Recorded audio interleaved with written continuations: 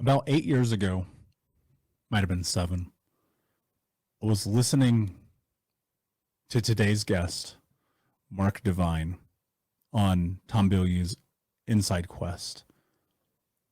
And I was immediately captivated. Like, I cannot really actually put into words the thoughts that were going through my head. At the time, it was early in this journey, and he was talking about things that I always was interested in: martial arts, meditation, yoga. Would come later to find that Mark is not only a Navy SEAL and an entrepreneur, business owner, author, podcast host, and ZEN practitioner, but also just an incredible and giving human being. It's an honor for me today, literally, to be able to sit across from him and have this conversation on this podcast. There's times in our lives where we have the opportunity to sit and have conversations with people who may be our heroes or mentors or people that we look up to. And I do not take that lightly. And I don't take your time lightly either, because I know the huge amount of investment that you spend when you come and share this experience with me. And so for that, I say thank you. Mark's journey is one that is really bathed in decisions, like so many people, to go and create the life, to be the conspirer of your own journey and your own story. And like anyone, on a vision quest to find out and better understand who he is. And I'm incredibly excited about this episode.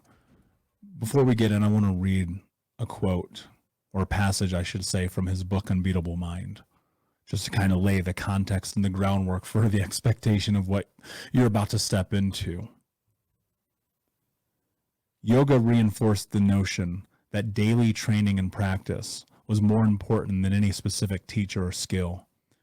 The journey of disciplining and yoking, the word yoga means to yoke, the mind, body, and spirit to still itself and focus on higher order notions of being and living, is one of the greatest secrets to personal development.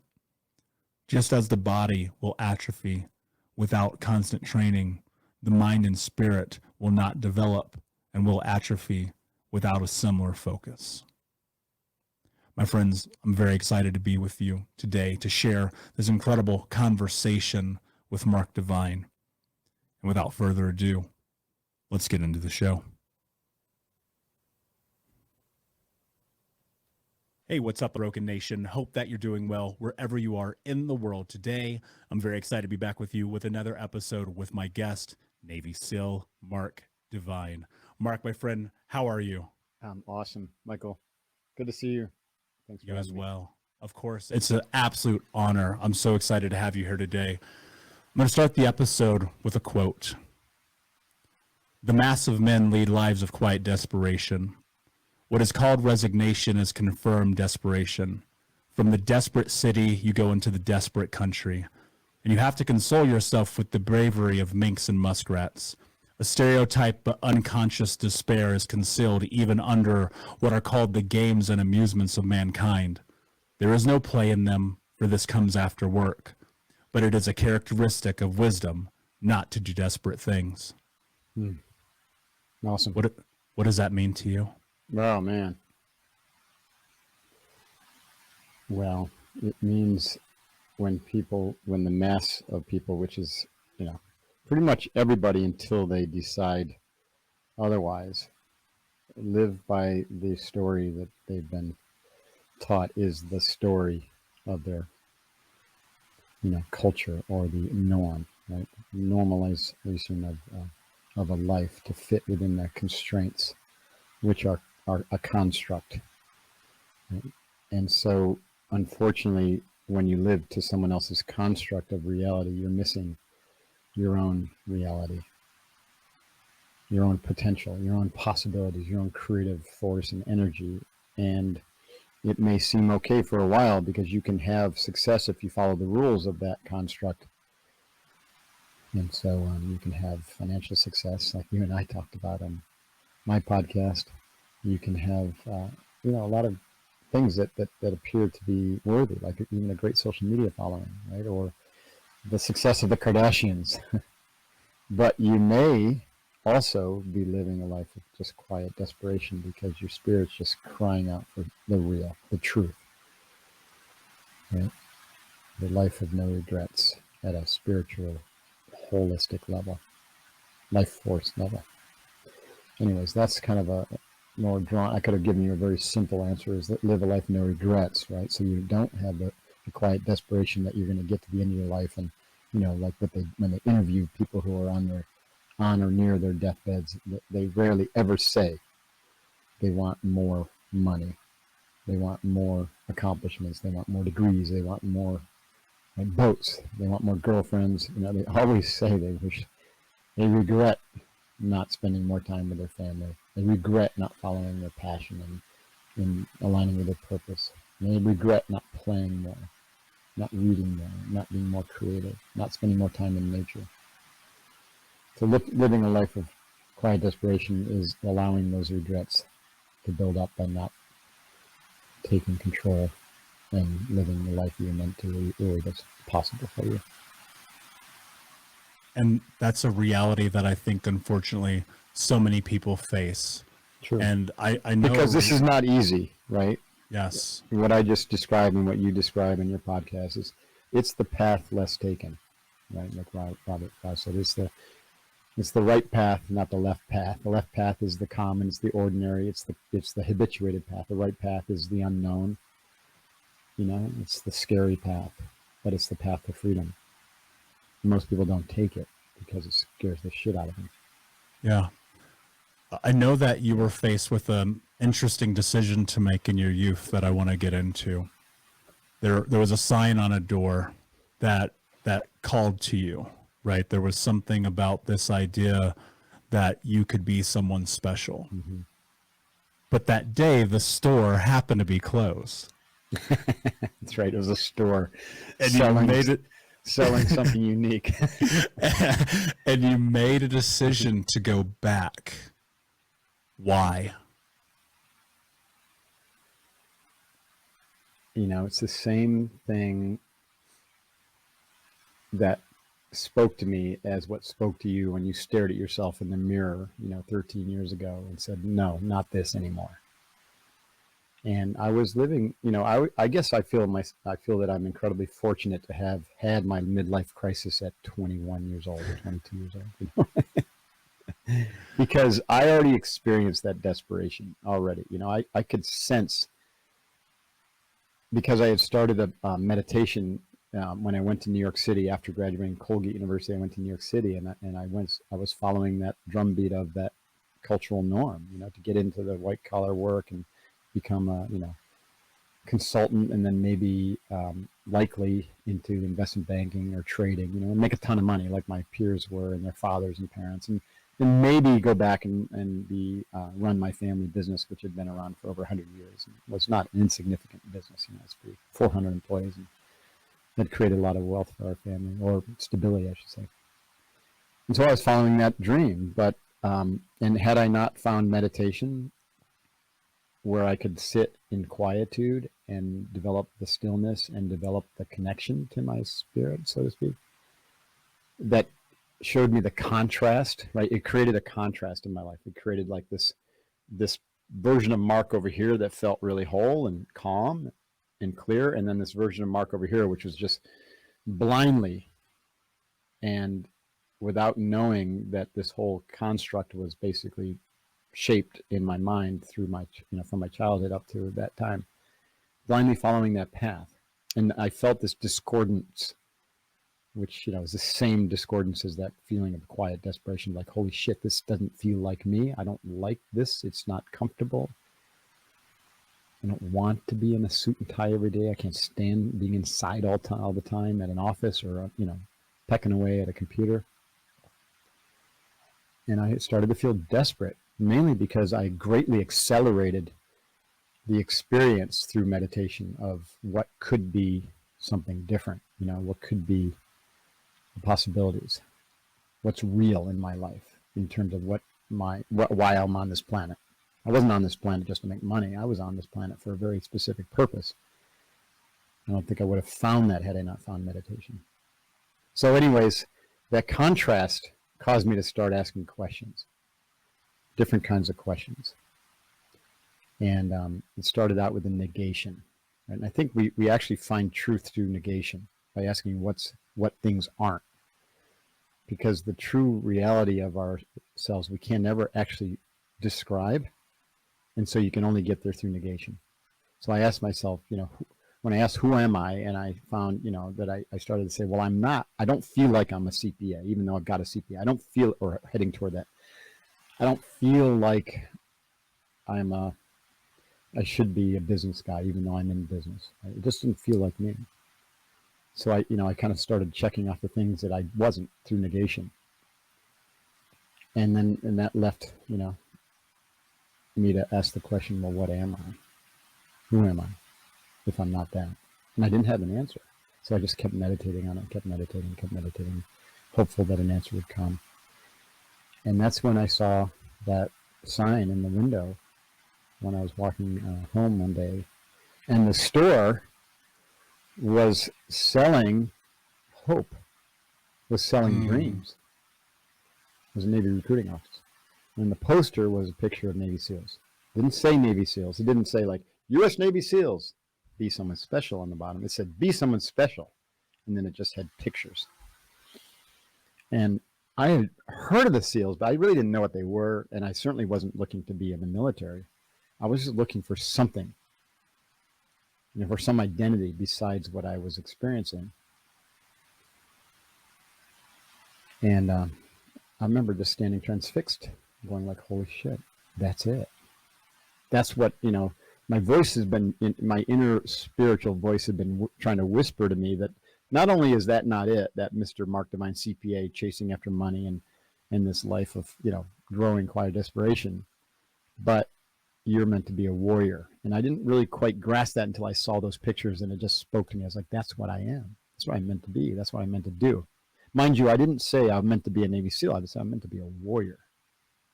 Because I believe that our callings in life are more archetypal than specific, like a career / job or vocational. They can align, right? You can align your archetypal purpose with a vocation, like being a military warrior, like you wanted to be and like I was. But it doesn't have to be that way. A warrior can show up in many different ways, many different professions. And I've been a warrior as an athlete. I've been a warrior as a Navy SEAL. I've been a warrior as a thought leader, right? Podcaster, author. So that was it. I had cultivated the ability to listen better internally. And that's what allowed me to hear, this discordant, growing sense of discontentment. I felt it. I heard it. It didn't, it created an identity crisis early in my life.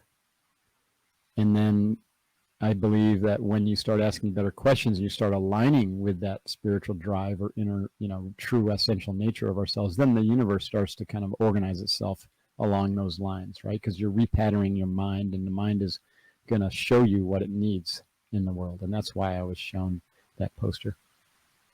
I think often people are shown the signs, but they just don't take heed of them. Right. And I know in your story, and this is why I asked the question, that it was right there. It's in front of you. It's like, hey, Mark, here, dude. It's pretty overt. It's served up on a silver platter. Very and much oftentimes so. They are, but you just ignore them. You miss them, like you said. Or it's not the exact time, right? Because you had to go back to the recruiter's office. That's right. Well, and it took me, that happened, let's say I joined the Navy in November of 1989. That happened in 1986. It took me 3 more years to develop the courage, to develop even the capacity, and to be accepted into the Navy as one of 2 people in 1989 who got accepted to go into officer candidate school with a follow-on orders to go to SEAL training. Were you It wasn't like consumed you by can't this? just snap your fingers and say, I'm going to be a Navy SEAL and go be a Navy SEAL. No shit. I would totally be that if I could. Were you obsessed with this? Was this consuming you? Like, what was happening in that transpiring in that window of time? Well, it was like a slow build. Initially, it was me, after I saw that poster and even went and spoke to both the officer and enlisted recruiters and, got them basically trying to tell me, don't do it, trying to deter me because they knew the odds were pretty stacked against me. But so I just sat with that, and I had to sit with all the doubt. I had to sit with all the people, when I first was sharing the idea with people, I learned that was a bad idea. Like we talked about earlier, people aren't necessarily your allies. Your inner circle isn't necessarily your allies when you are considering a major transformation or change in your life, because, you're basically moving away from their codependent relationship with you. And you're not going to need them anymore. They're not going to need you. And so a lot of times they'll try to hold you back or tell you, don't do this, or you don't need this. And I can't tell how many people told me, I don't need to do that. The military is for people who can't do what you're doing. Mm. I mean, and that's not true at all. It's not true, but it is true. Yes. Right. And so think about your situation and countless others. Like, the military is an incredible path for people who perceive there to be limited other options. And Yes. It's a phenomenal jobs and skills training and character building program for people who grew up in traumatic families or in the middle of nowhere, to get off the farm. It's a phenomenal place to go for the GI Bill and to cut your teeth for 4 to 6 years. I mean, in upstate New York, and certainly with my father, the military was, almost for losers. Like, that was unspoken, but I hate saying that now but I believe he felt that. It was for people who really couldn't, or screwing up. And the reason he felt that way is because he screwed up by getting drunk and driving his car into his fraternity house at Union College and standing in front of a judge, and the judge saying, dude, you fucked up. You either can spend some time in jail, or B, spend some time in the Army. And he goes, B, I'll take B. And so he found himself in Germany in the 11th Airborne, and it was a decaying unit at the end of the Cold War that didn't really have much of a mission. And so they were all drinking, and just morale was horrible and discipline was horrible. And so he had a horrible experience. And, built on top of it being punishment. Right? And so for me to even a hint that I might be thinking of the military was like I was throwing everything away. And same thing with my mom. My mom, told me that the Navy SEALs were baby killers. How could I do that? I'm like, what? Holy shit. So I learned not to share those innermost dreams with people who were going to not support it, That's so powerful. I wrote a note of a quote that you said. You said you had to turn your back on your family and you had to kill your ego to find your path.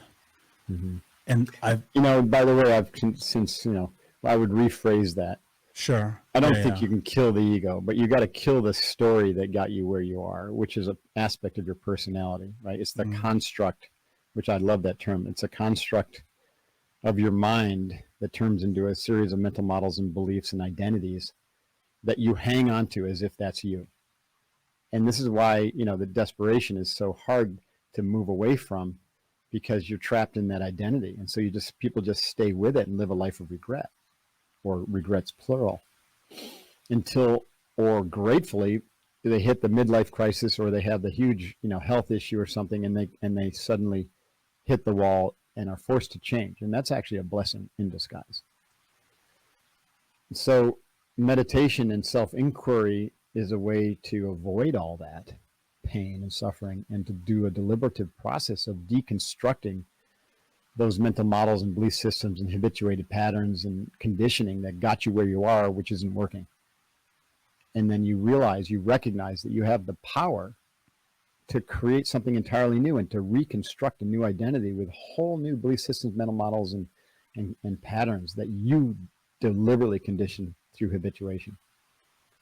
And it takes a little bit of time, but at the end of that process, and then you also learn, Michael, that that's an ongoing process. It's not a one and done, or I create this new kind of Michelangelo out of this different block or the same block, and I change it, you become an ever-changing creation, an evolutionary force of your own. And so that the Mark or the Michael who shows up tomorrow is going to be different than the person who shows up today, because we're naturally allowing that river of our mind to evolve, in a more powerful direction, and you're not trying to block it. And you should embrace it. And I think people fear that so desperately, right? That's where the desperation for me used to exist. I was so scared of potential, so scared of what could be, because we get inundated with these ideas of what we're supposed to be from the people around us, from our community, from our upbringing. I mean, hell, from television these days, right? Mm-hmm. And, it's deep concentration and focus that I believe allows you to step into that place of creating the mental capacity to be able to evolve into what you have the capability of being. And one of the things I've been very curious about, because people always talk about, meditation, journaling. We're not saying anything new. But what I want to dive into is there a space in your journey where you've had to reconcile like being a warrior, but also being Zen? Like, that's such a dichotomy. Like, how does that exist in sync with each other? I don't see it as a dichotomy. It's just a misperception, right? And so combining action and non-action is like thinking about the Navy SEAL warrior and the Zen warrior. Both are incredibly important, and the Zen has been missing even in the warrior arts for many, many years, right? As you think about like the samurai or even the Spartans, right? The Spartans probably didn't call it meditation, but they did it, right? And they understood that you had to combine the hard with the soft, the action with the inaction, and they had to come together.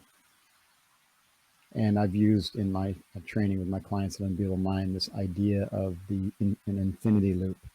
And on one side of that infinity loop is action. It's a creative expression. It's performance. It's doing. And the other side of that infinity loop is non-action. It's being. It's receptivity. It's akin to the yin and the yang. The yin is receptivity. It's the feminine principle. The yang is activity and the masculine principle.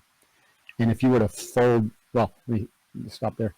So ideally, you are moving between these two in a constant pattern, a smooth pattern, right? Action, non-action, recovery, receptivity, creativity, action, doing, learning, growing, recovery. And so these become two aspects of how you operate and who you are. And the more adept you become at this philosophy, which usually means the more work of introspection and the more work you spend on the internal, the creative, the yin side, then the more of these things, this idea collapses to a single point. And this is what it means by being perfectly present. In perfect presence, there's both action and stillness.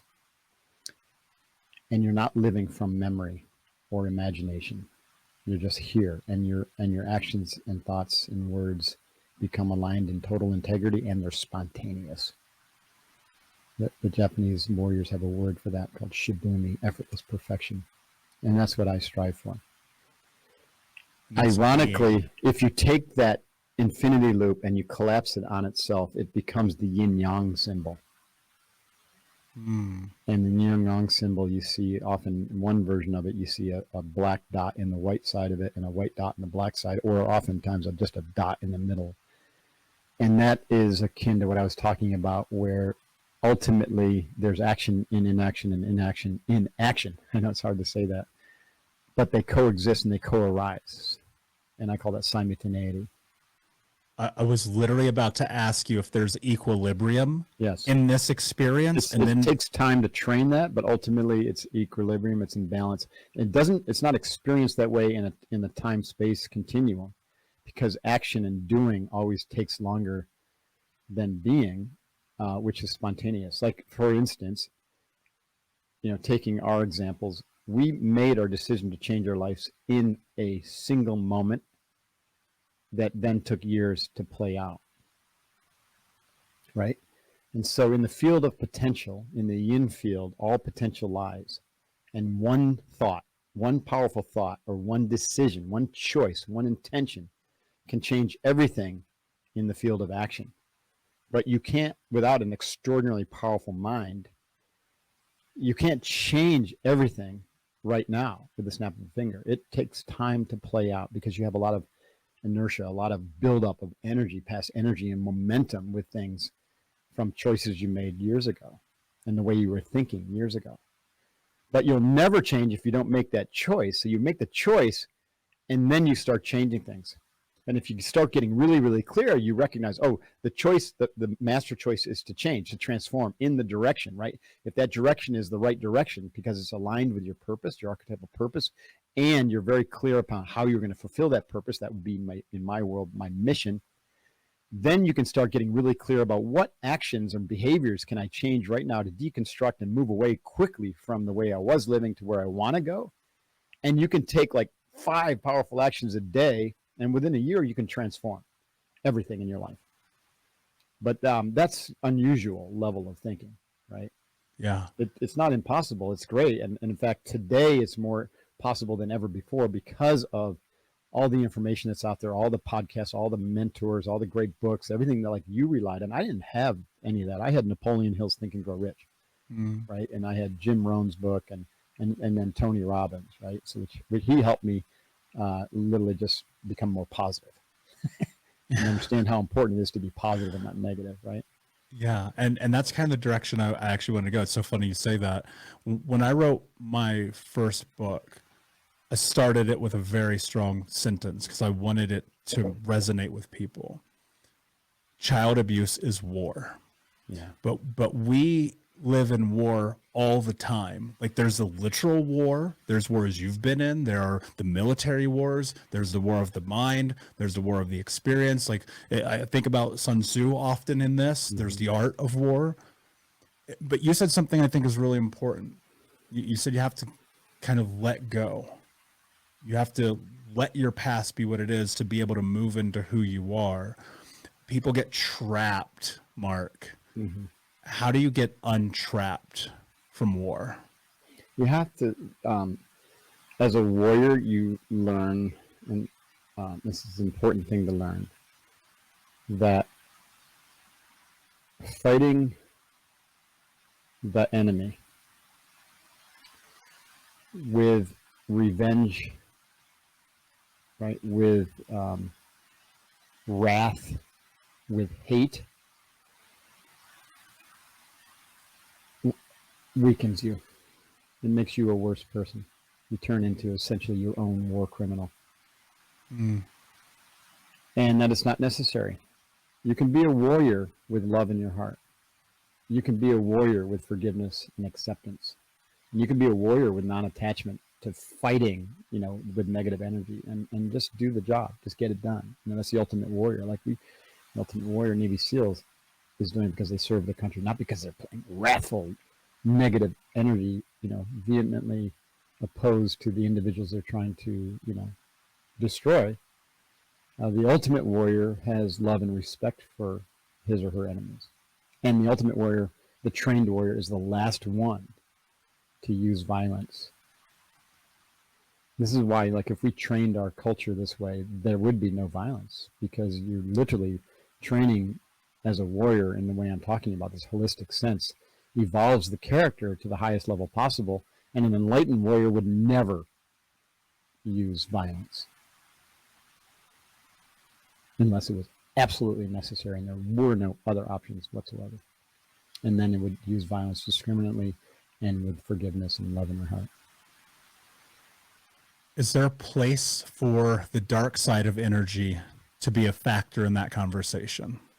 You can't get away from dark side of energy. We think we live in this world. We live in this factual world of polarities, but in the real world, in a spiritual sense, there is no polarity. There's, it's just like a scale of consciousness. And there's less consciousness and there's more consciousness. And less consciousness in the world duality we look at as evil. and more consciousness in the world duality we look at as love. So you can't, if you step into fear, if you're a loving person, but you're not permanently there, you're not vibrating there, you haven't trained yourself to be there, it's just a temporary state, and you can get triggered into fear, which then turns into anger and aggression and retribution, then you're no better than someone who's permanently there. You just temporarily are able to pull yourself out of it. I mean, you could say you're better when you're out of it, but when you're in it, you're at the same level of energy. This is why war on blank leads to more blank, right? War on terror leads to more terror. The war on drugs leads to more drugs. The war on poverty led to more poverty. It's because you're meeting the negative energy at the same level that created it, and it just exacerbates it. It magnifies it. Yeah. And so at an individual level, if you want to fight things that are bad in your life, don't fight it at the same level that created it. You have to go to a whole new level, and that level includes acceptance and forgiveness and self love. That's like the magic pill, right? Mm-hmm. And I think people struggle, and I did for a long time, because I thought self-acceptance and love was drugs and money and food and cars. And then what I realized, actually what it was being okay with who I am. But so many people struggle with that idea that they have control over their identity. And I'll reference what you mentioned earlier, this idea about the construct of the matrix. And I do fully believe we have the ability to change everything around us, to be the arbiter of our future, to be the one in control. But I don't think people understand the framework of the baseline of stepping into that level of control. Mm-hmm. Does that come through meditation? Does that come through Zen? It can. Well, it comes through some practice that takes you away from the limiting constructs and the contraction into believing the stories, right? And so a practice like yoga, and I don't mean stretchy bendy yoga, I mean the practice of unification, which is yoga, reintegration, or whether and yoga shows up in many forms, in its Buddhist form as meditation, in its Chinese form as qigong, or kung fu, or the martial arts, that I did, or in its Western form, which is Unbeatable Mind, where it's a Western form of yoga, as I understood yoga, which is the oldest science of personal development known to humankind, thousands and thousands of years old. And so a path of yoga, or a path of integration or wholeness, is a practice. It means you are recognizing that through effort you can improve your physical, mental, emotional, and spiritual aspects of your being, which will lead you to be more positive, to vibrate at a higher level, to have more health and energy and abundance in the world. And then as you continue that practice, you're led more into the spiritual dimensions, and you start making decisions more from that perspective, and not for the material success and the achievements and the resume. Ultimately, though, the practice itself becomes the obstacle, because then you track and identify yourself as this person who has got this practice, and this practice is what's leading you to that wholeness or fullness, and so then you become task oriented and task saturated with the practice. And then you're not able to literally surrender into the reality, the true reality, your true nature, your essential nature, which is beyond doing or efforting. This is actually what happened to me. My Zen practice was one of concentration, and it was an extraordinary, powerful way for me to train my mind. And then of course the SEALs amplified that, because SEAL training is just like concentration on steroids. SEALs are extraordinarily focused and attentive to their task and their mission, and very, very talented. But that doesn't work for developing at a spiritual level, because efforting eventually will lead you only so far, and then you have to let go. You have to be able to surrender. You have to be able to step into that yin, because our practice is all on that left side of that infinity loop, right?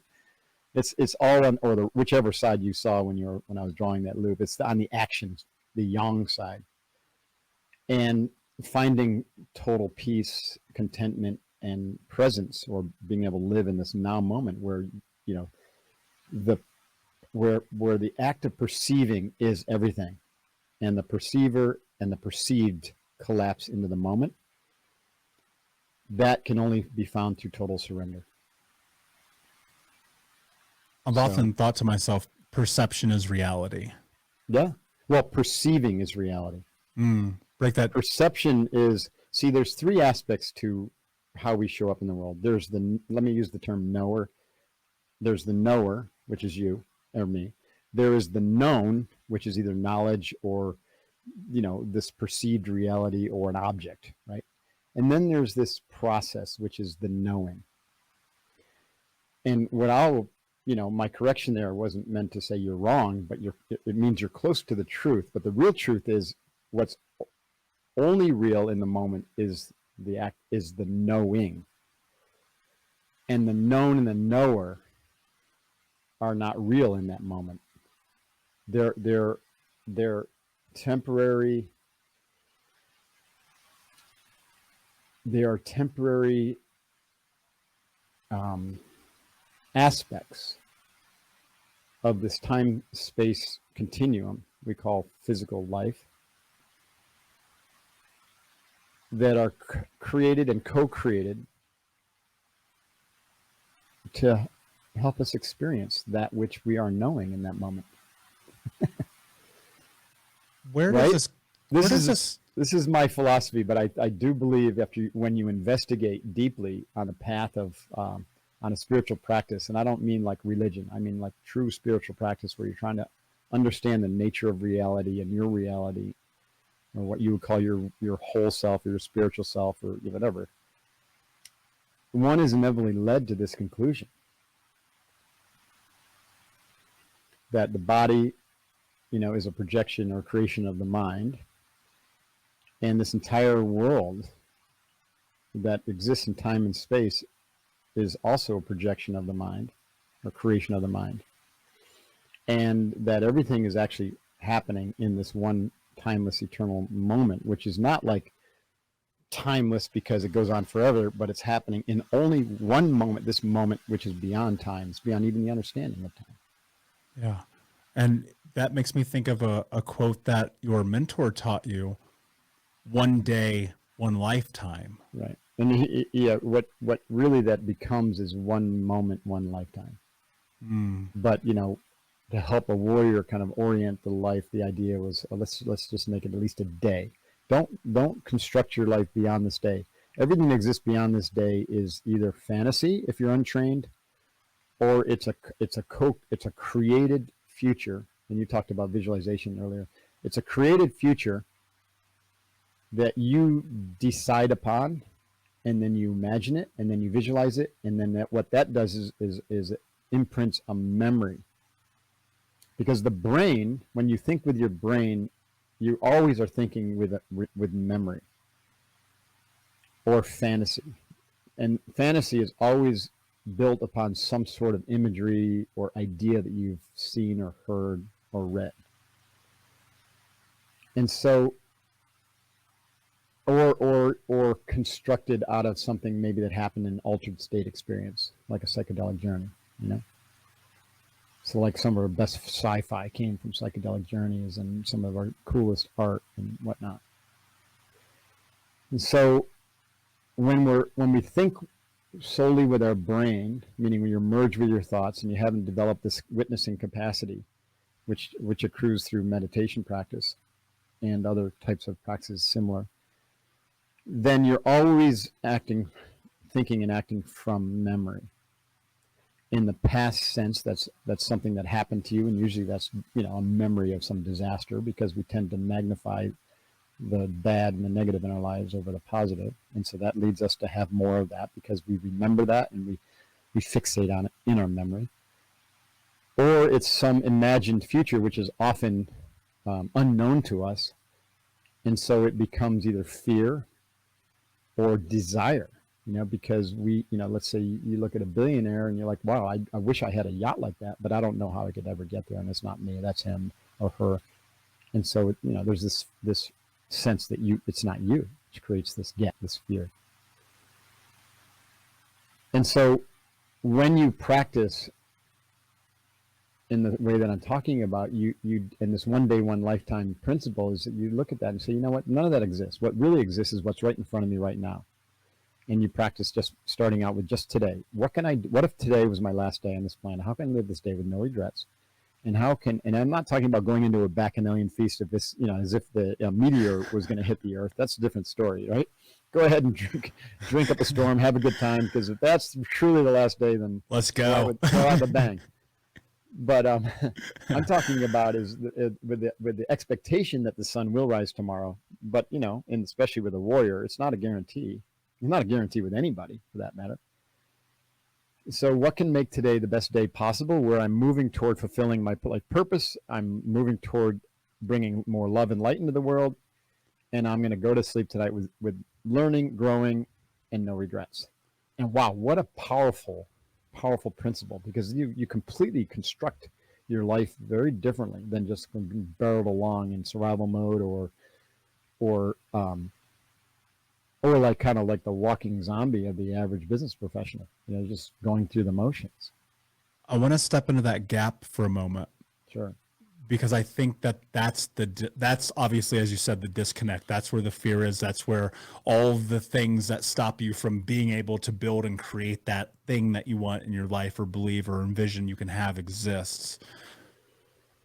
Where is the space to move through the gap? Like, what is it? Is there a tool? Is there a thought process? Like, sure. How do you go from, man, I can see it, but I live life like I got a million years left? There are many paths, right? There are as many paths as there are people, but there are certain obstacles and certain generalities that we can point to that have worked well for others and work well for me and for my clients. First is, it's very difficult to step into that gap if you're radically unhealthy, right? Like when you were 350 pounds and smoking cigarettes every day and drinking, and when I used to drink every day, like, it was difficult for me, because that becomes your obsession, or that becomes, even the opposite of that becomes your obsession. Like, I wish I wasn't doing this, or I drank a little bit too much last night. So you're starting the day at a deficit. And I don't know how many people listening right now are probably thinking, yeah, that's me. I drink a glass of wine every night. Well, that's fine. But maybe it shouldn't be every night, because you started at a deficit. Or if it's 2 glasses of wine, you start at a deficit. Maybe not 1, but 2, right? And so that becomes kind of the focus. So you got to get yourself physically healthy, because of a physically healthy body means a physically healthy brain, which means now your brain is going to be supporting you in your spiritual practice or your holistic practice, your life practice. So then the second thing is stress. So getting healthy will help alleviate a lot of the built up stress and rebalance the body. But we also take on stress every day, and your brain gets agitated. And so we end up with this kind of like these loops in our brain where we get triggered all the time, because our brain is agitated and also trained to be triggered into fight or flight. So we become unable to concentrate and to settle down to find any stillness, which is the path to finding that, that space that we're talking about finding, to create a new identity. And so I prescribe and have been since 2006, a practice called box breathing, which is basically, nostril deep diaphragmatic breathing with a hold after the inhale and the exhale. 5 count in, 5 count hold, 5 count out, 5 count hold. And what this does is it massages your vagus nerves. It gives you all this oxygen and life force. It strengthens your mind. It's a concentration practice, and it's arousal control practice, which means it's activating your parasympathetic nervous system, which is countering the fight or flight response, the sympathetic nervous system response. And so it's taking your brain and body into a state of calm alertness, which if they were to do a QEEG, you'd have kind of an alpha beta, high alpha, low beta kind of brain waves in your executive functioning areas, neocortex, which is felt or experienced as subjective state of calm alertness And with that calm alertness, you're able to turn your attention inward to begin to investigate the nature of your inner reality, that yin, that potential side of that infinity loop, and away from just outward focus and action. And so this is where now a practice of meditation starts to become effective. And most people don't ever get there because they're too agitated, or too out of shape, and they haven't trained the arousal control response to get into that sympathetic or balanced state. And so they try to sit down and meditate, and their minds are all over the place, like what Tom Bilyeu calls thinkitating. And now sitting down and breathing and listening to headspace or something has health benefits, but it's not the same as meditating the way I'm talking about, where you've calmed your body, mind, and you're able to turn your attention inward, and now you're looking for the source of awareness itself, the aspect of you that absolutely just is here, present, knows that it's alive and knows that it's thinking, and is even aware while you're dreaming and sleeping. It's beyond the consciousness of the mind, it's pure awareness. And you look for that. And when you intentionally look for that, when you've trained your mind through arousal control, attention control, concentration, and mindful awareness, which are 4 steps or preliminary stages in this meditative process, then you're able to turn your inward attention around to look for attention itself, to look for awareness itself. In a way, one of my meditation instructors, Dan Brown, called this awareness, finding awareness through awareness. I love that. It can't not find itself. Yeah, that makes perfect sense to me. Right? And awareness is found in that present moment. So you just keep coming back to that present moment, coming back to that present moment, coming back to that present moment. One of the most profound practices, which has become my practice after I learned to stop efforting and to surrender, is the practice of asking, who am I? And this was Ramana Maharshi's practice, an Indian sage, and it comes from a tradition of yogis who found that this is the simple and most profound way, and didn't require, you to be a cave or part of a monastery, or do all sorts of ablutions and cleansings and 30 years of meditation. It's just keep coming back to asking yourself, who am I?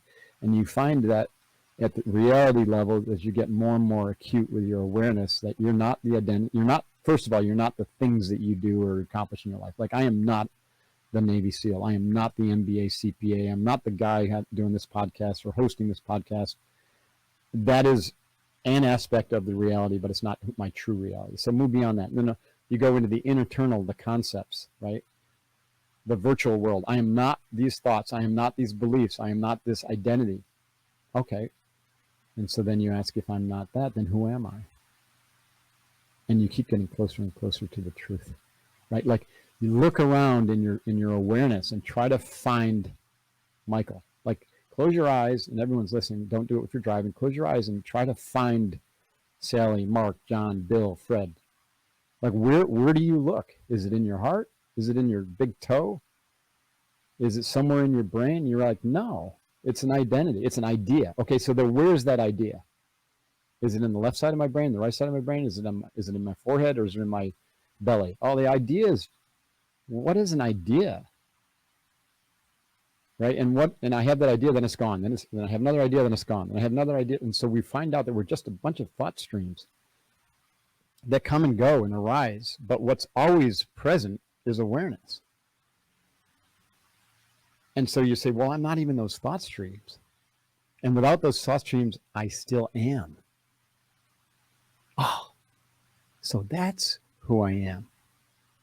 I am that which exists beyond, before, and after all of those other things, beyond this idea that, because even like, what is this physical body when you look at it at a quantum level? It's just no different than a chair. It's just organized differently, right? It's just quantum bits and bytes and qubits and, right? That are organized into atoms, that are organized into molecules, that are organized into, cells, that are organized into organs, that are organized into this thing we call a human body. But you deconstruct it all, and we're just energy. And so is that chair, and so is this microphone. So am I really any different than this microphone? I am, in the sense that I have more consciousness. Anyways, it's a fascinating journey, and I encourage everyone to take that journey, because it transforms everything in terms of how you view the world and how you live your life, because you find that still center point in your actions, and it makes you more powerful, and you have the full access to your entire creative force as a human being. You don't live in limitation anymore. That's exactly the journey I went down, and I'm so glad that you brought light to that. And I hope that people will rewind and go and listen to what you just said again. Mark, this has been an absolutely incredible conversation, my friend. Before I ask you my last question, can you please tell everyone where they can find you? Yeah. Look for me in the quantum. No, I'm just kidding. I am actually a hardcore Navy SEAL too, so don't think I'm all airy-fairy here.